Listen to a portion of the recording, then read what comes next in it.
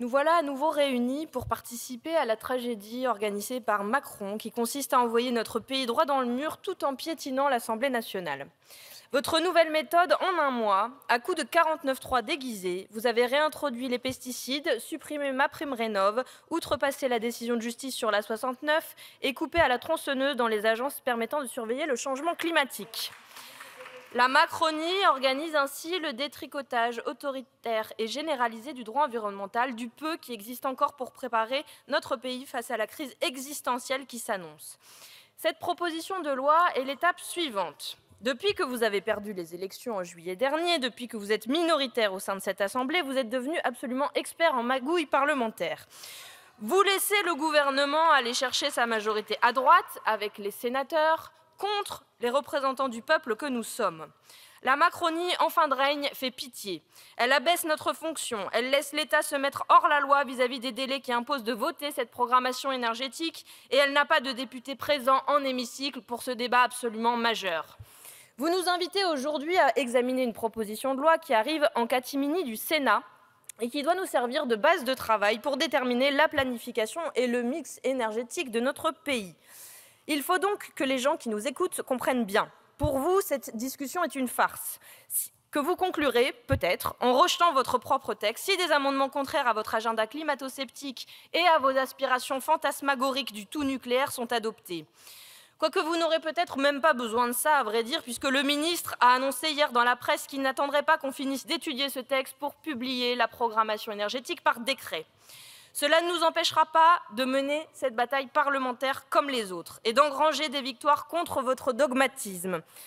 À vous entendre, vous savez tout mieux que tout le monde. La semaine dernière, Emmanuel Macron affirmait à la télévision qu'il n'avait aucune leçon à recevoir en matière d'écologie. Et il faut reconnaître que c'est une déclaration tout à fait audacieuse pour un président qui empêche méthodiquement, depuis 8 ans, d'engager notre pays dans la bifurcation écologique dont nous avons besoin. Malheureusement, cette mauvaise farce est criminelle. Le mois de mai a été le deuxième le plus chaud jamais enregistré. Résultat, la glace au Groenland a fondu 17 fois plus vite que la moyenne. Le président l'aura constaté hier lors de son déplacement. En France, il devrait faire 40 degrés dans le nord en fin de semaine. Et ce sont encore et toujours les plus pauvres, contraints de vivre dans des passoires thermiques que vous refusez de rénover à un rythme décent, qui sont les premières victimes de votre politique. 10 000 personnes meurent chaque année de la précarité énergétique et de ses conséquences. Très concrètement donc, votre sabotage en bande organisée tue. Cette loi s'inscrit donc dans la parfaite continuité de la politique de l'autruche qui vous est dictée par les idéologues de la croissance verte et de la toute-puissance du marché. Ce n'est pas sérieux et c'est même irresponsable. Ça a été dit, nous légiférons aujourd'hui sans étude d'impact. Nous n'aurons donc l'avis d'aucun expert, nous ne disposerons d'aucune projection sur ce que ça va coûter pour éclairer nos choix sur le mix énergétique, le prolongement ou non de nos centrales nucléaires vieillissantes et le calendrier pour réduire drastiquement nos émissions carbone.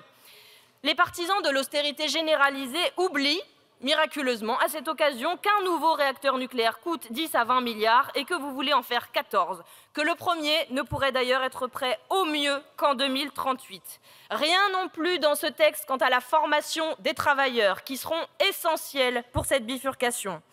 Nous n'avons plus le temps de vos approximations, de votre incompétence et de faire des paris sur l'avenir climatique de notre pays. En commission, nous avons montré que malgré le passage en force, une autre politique énergétique était possible, en rétablissant les tarifs réglementés du gaz, en reprenant la main sur EDF, en empêchant la relance du nouveau nucléaire, en accélérant le développement des énergies renouvelables. Nous l'avons fait sans ceux qui se complaisent dans le rôle de roue de secours d'un gouvernement illégitime. Ils se reconnaîtront. Notre politique énergétique mérite mieux que vous, qui faites la courte échelle permanente à l'extrême droite de cet hémicycle, cette force qui se dit sérieuse, mais qui en est toujours à vouloir démanteler les éoliennes. Vous n'avez aucune ambition pour faire la bifurcation énergétique de notre pays vers les renouvelables et vous voulez imposer le nouveau nucléaire de façon autocratique. Ni écologie, ni démocratie donc. Aucun scénario sérieux ne fait le pari de la sortie des fossiles par un mix majoritairement nucléaire. Un horizon d'avenir nous montre le chemin, le 100% renouvelable et la sobriété.